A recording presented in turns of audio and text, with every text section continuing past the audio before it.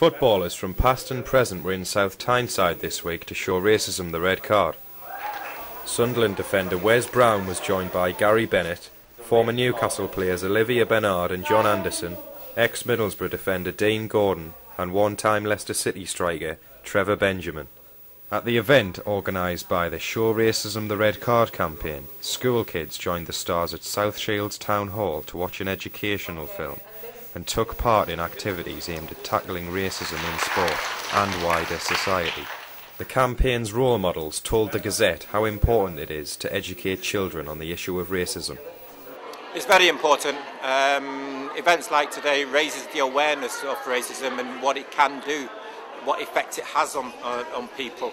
You know, and again, you know, when we talk about racism, it's something which can affect us all. You know, we've all got a colour, we've all got a skin colour, we've all got a nationality, we've all got a religion and a culture. So it's very important that we learn and educate young children regarding racism. Well, it's very important, especially with what's been happening in the last few months with racism in football, the Suarez situation, John Terry.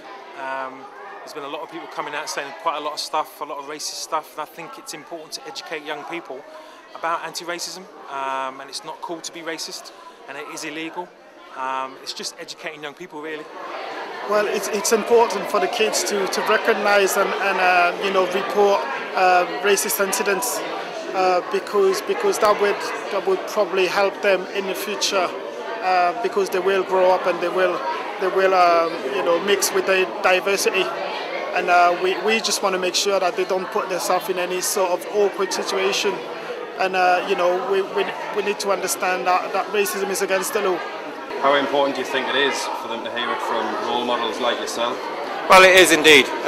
Not just, you know, it's not just in sport, but it's in society in general, and I think you actually get the attention of the young children, especially when it's coming from people like Wes Brown and ex-footballers and current footballers. There's a big rise in social media at the moment. What impact do you think that's having on people thinking they've got the power to dish racism out? Well, I've been a victim of racism via email, via Twitter. I think a lot of people think that they can be racist and get away with it. There's been a lot of press about people getting arrested for sending messages via Twitter, so people do know you can be arrested, but I think it just gives people ways and means of racially abusing famous people. Obviously you've spent quite a bit of time in the North East yourself. How do you think the North East deals with racism compared to other areas of the country?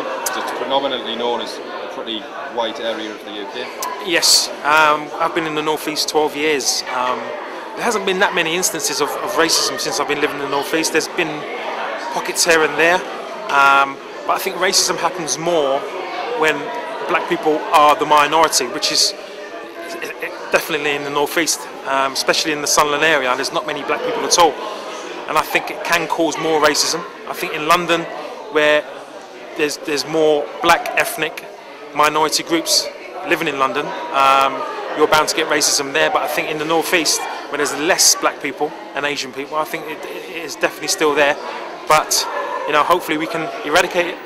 And with just over 1 week till the North East derby, which way did Bennett think it will go? It's going to be a classic.